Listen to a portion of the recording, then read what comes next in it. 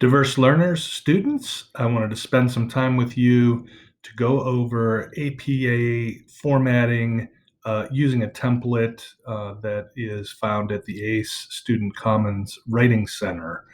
This is very important, as you're going to find out here in the next 5 weeks, that one of the things that I do focus on is paper formatting. It's very important, and if you've been in a course with ACE, you've been used to APA 6th edition formatting. So there have been some changes in formatting because we've now switched, starting this term, from APA 6th edition to APA 7th edition.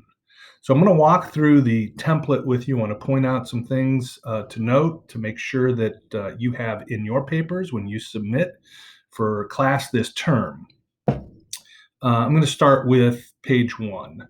You're going to notice that I've put in red some highlights and or notes for you to consider as you are setting up your papers. So you're going to see that you must have on your title page the page number, and then you're going to put the title of your paper in bold, and it'll be centered, and that will be at the top of your paper. Subtitles typically aren't necessary for our purposes, but if you need a subtitle, the subtitle goes underneath the title of the paper and is also bold and centered. I want to see these elements here on your paper title page. You should have your name. You should have the American College of Education. Please use the course number of this course. You don't have to use the title, but you can use the number. That's sufficient. Please use my name as the course instructor name and use this format for month, date, and year for the assignment due date. Notice that all the elements above should be included and they should be centered.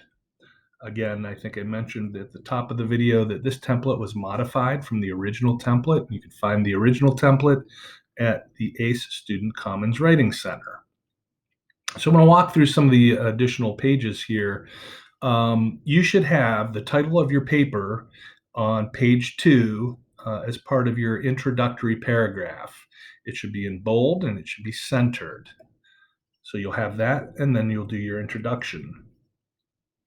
Once you start to place your major sections of your paper in place, you're going to notice there are different levels for headings.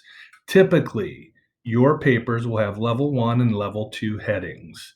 It's not likely that you'll need more than the 2 headings, but if you do, we'll walk through those here. So all level 1 headings are centered and bold. A level 2 heading is bold, but it is left justified, left aligned. You'll notice level 3 headings, level 4 headings, and level 5 headings. There's an explanation there on levels 3, levels 4, and levels 5. Again, typically, for our purposes, you won't get to level 3, 4, and 5, although you may. This is how you should set those headings up. You should always have a conclusion in your paper, and that should be bold and centered. And then when you get to the reference page, the word references is bold and centered, and then you will have references for your paper. So I also made a note for you that references should be in APA 7th edition formatting. All lines after the first line of each entry of your reference should be indented 1 inch from the left margin. This is your hanging indentation. All of your reference should look this way. So I'm going to scroll back to the top and just point out some additional items as we scroll through. Again, page 1 has to be on the title page, and then, of course, numbered in sequence, every page thereafter.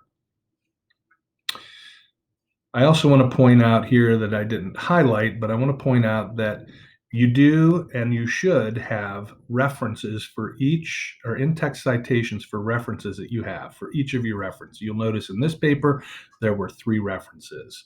So the first reference, you can see how they have this listed.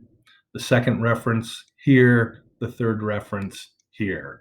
I would read through this part Very important that you understand how to put your in-text citations as they align to the reference page. A couple of things about the rubric that you will see in your papers that I tend to focus on. First, again, at the top of the paper, make sure you have your introduction paragraph. Very important that you introduce your paper in a short paragraph.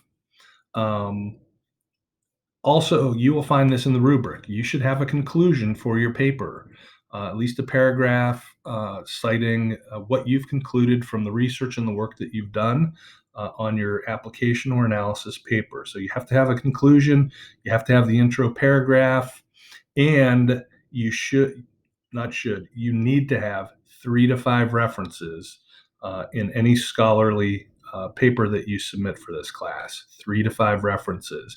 Anything less in the rubric where it's stated for APA formatting. It's also stated about the use of scholarly references. You will find that points will be deducted if you don't have 3 to 5. So please make sure they're 3 to 5. Please make sure that they are scholarly references and that you're able to cite them in the body of your work. I hope this helps as you begin to set up your first week application papers. This should be fairly easy for you to follow. And I will also post this document as a PDF in an announcement for you. Thank you and good luck with your papers.